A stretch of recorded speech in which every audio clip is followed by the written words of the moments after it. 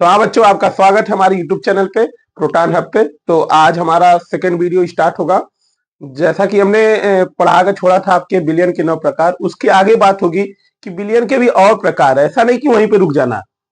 Billion हमने बता दिया था कि दो समांगी मिश्रण का योग जो होता है बिलियन कहलाता है। बिलियन में विलय विलायक बताने के बाद 9 प्रकार बताने के बाद अब बात आएगी कि बिलियन के जो प्रकार और हैं। बिलियन के देखिए 2 प्रकार और आते हैं आपके, जो कहते हैं संतृप्त बिलियन, संतृप्त विलयन और असंतृप्त विलयन। असंतृप्त विलयन तो मेरे दोस्तों देखिए संतृप्त विलयन क्या होता है, इसको पहले समझिए। दिया गया, अगर कोई दिया गया ताप हो, दिया गया ताप और दाब पर और अधिक और अधिक और अधिक विलय को न घोला जा सके,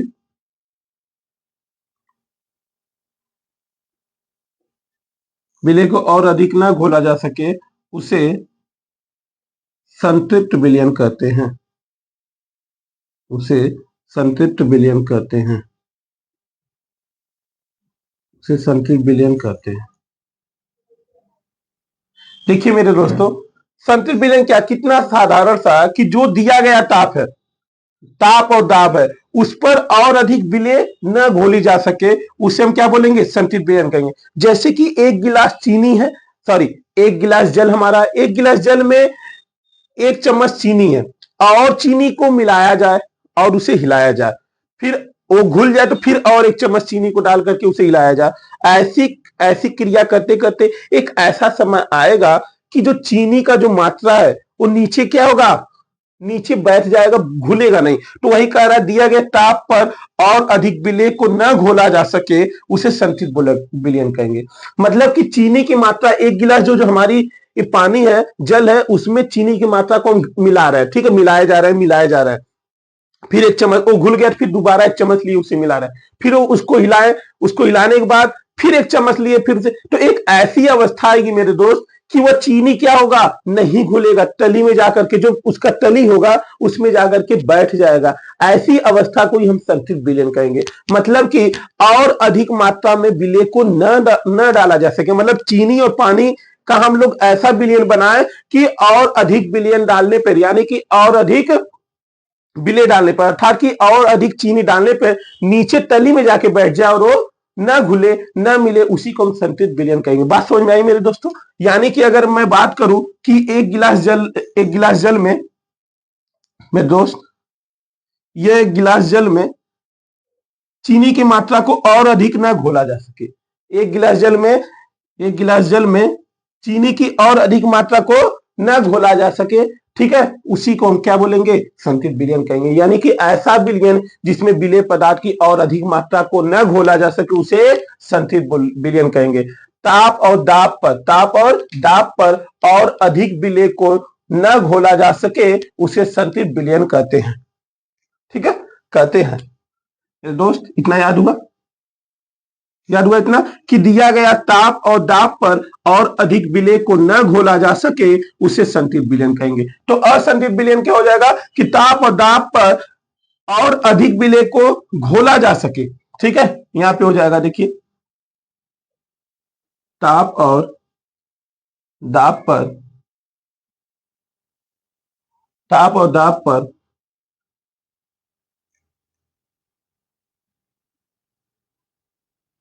अधिक विलय को घोला जा सके,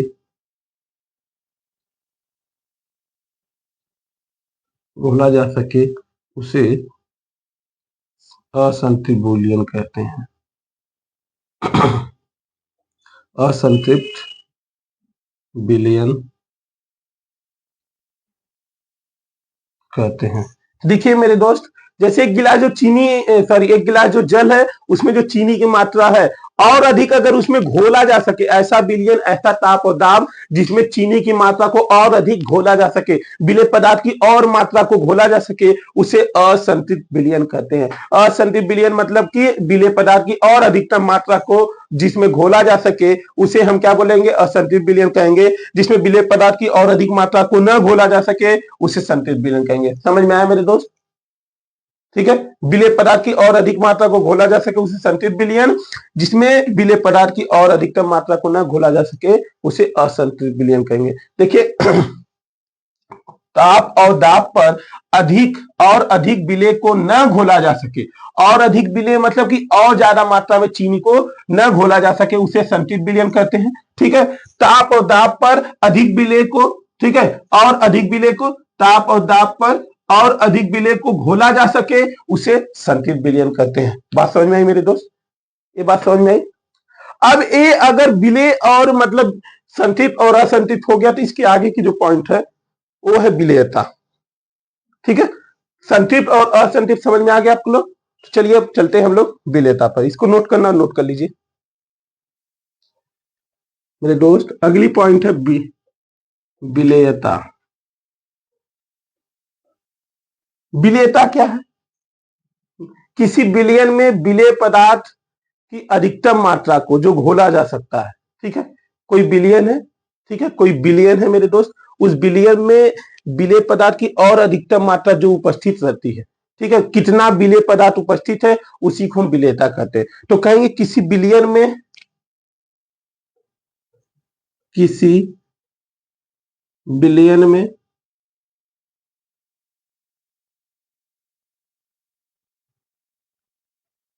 किसी विलयन में विलेय पदार्थ की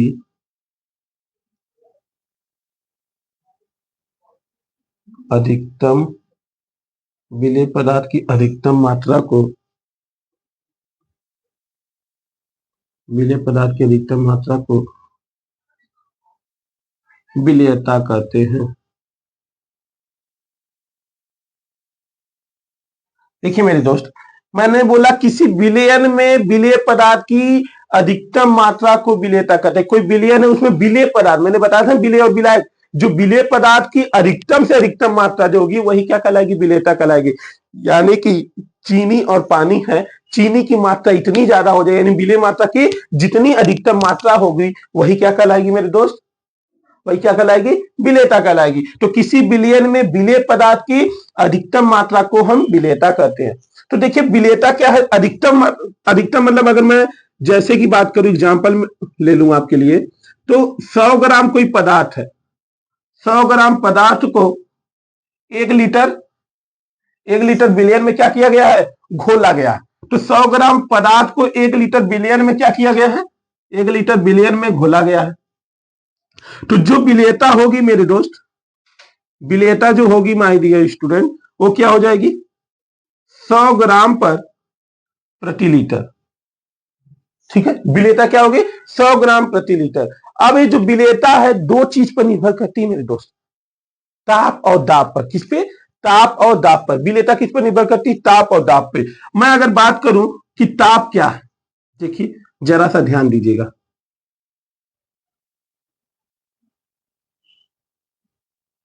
अगर मैं बात करूं, ये ठोस पदार्थ है, क्या है? ठोस। कोई ठोस को हम क्या कर रहे हैं यहाँ पे? ठोस को हम क्या कर रहे हैं? इसमें मिला रहे हैं। ये क्या है? द्रव है।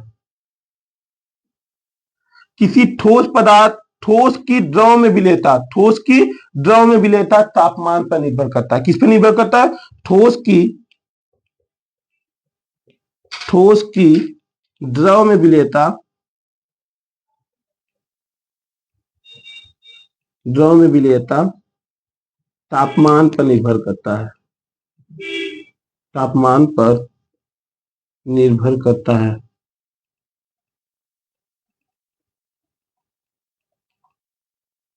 मतलब ठोस की द्रव में विलेयता, ठोस की द्रव में विलेयता किस पे निर्भर करता है मेरे दोस्त? तापमान पे निर्भर करता है। जो ठोस होगा, ठोस कोई पदार्थ है, उसे हम जब तापमान बढ़ाएंगे तभी तो तभी तो वो विलेयता उसकी बढ़ेगी। यानी ठोस का जो होगा मेरे प्यारे दोस्त, ठोस की द्रव में विलेयता तापमान पर निर्भर करती है। और जो दूसरी पॉइंट है मेरे दोस्त कि यह जो दूसरी पॉइंट है, इसमें से गैस निकल रहा है। क्या निकल रहा है मेरे दोस्त? गैस निकल रहा है। गैस की द्रव में विलेयता, गैस की द्रव में विलेयता, गैस की द्रव में विलेयता दाब पर निर्भर करती है। ठीक है, दाब पे निर्भर करती है। गैस की, यहां देखिए बात समझिए, गैस की, ठीक है, गैस की द्रव में विलेयता दाब पर निर्भर करती है। ठीक है, जो गैस होगा, ये देखिए, जो गैस होगा उसकी जो विलेयता होगी दाब पर निर्भर करेगी। इसको एक बार फिर से समझ लीजिए। ये समझ में आ गया आप लोगों को? किसी विलयन में विलेय पदार्थ की अधिकतम मात्रा को विलेयता कहते हैं। अब इसकी एग्जांपल को एक बार फिर से थोड़ा समझिए, 2 मिनट।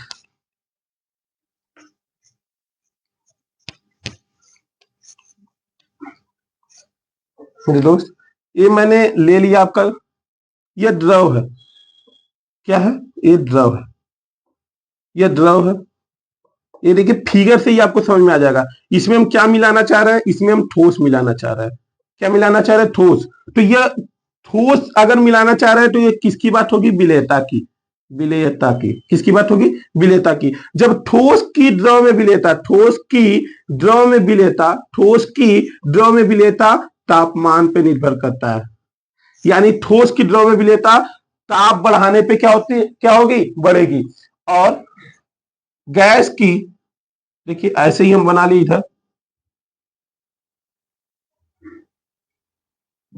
इधर ऐसे बना लिए, ये गैस है। ठीक है, ये आपका द्रव है, गैस है, इधर द्रव बना ले। गैस की द्रव में विलेयता, गैस की द्रव में विलेयता दाब पे निर्भर करता है। किस पे निर्भर करता है मेरे दोस्त? दाब पे। क्यों दाब पे निर्भर करेगा? क्योंकि गैस जो होगा वो तो किसी भी प्रेशर डालेगा ना, दाब डालेगा। तो ठोस की द्रव में विलेयता तापमान पे निर्भर करता है और गैस में द्रव की विलेयता दाब पे निर्भर करती है। दोनों पॉइंट बहुत ही इंपॉर्टेंट क्वेश्चन है सर, क्योंकि क्वेश्चन एक जैसे ऑब्जेक्टिव टाइप क्वेश्चन में दे देता है कि किसी द्रव में किसी द्रव की तापमान बढ़ाने पर उसकी विलेयता में क्या प्रभाव पड़ेगा। तो किसी भी द्रव का तापमान बढ़ाने पर क्या होगा? विलेयता बढ़ जाएगी। क्योंकि जब ताप बढ़ेगा तो विलेयता बढ़ेगा, जब दाब बढ़ेगा तो विलेयता भी बढ़ेगा। बात समझ में आ गई? गैस पर दाब पर विलेयता बढ़ती है, यानी गैस की द्रव में विलेयता दाब पर निर्भर करती है, ठोस की द्रव में विलेयता ताप पर निर्भर करती है। समझ बात आ गई? चलिए आगे हम पॉइंट चलते हैं।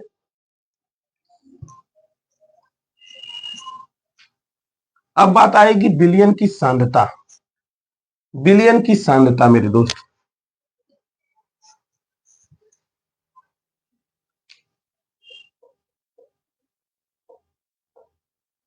विलयन की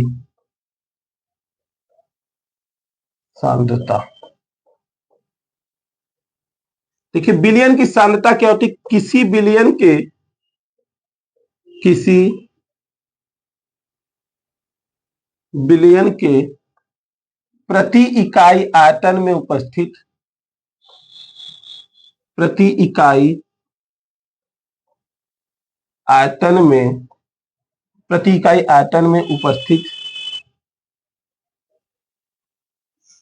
किसी विलयन में प्रति इकाई आयतन में उपस्थित विलेय पदार्थ की मात्रा को, विलेय पदार्थ की मात्रा को विलयन की सांद्रता कहते हैं।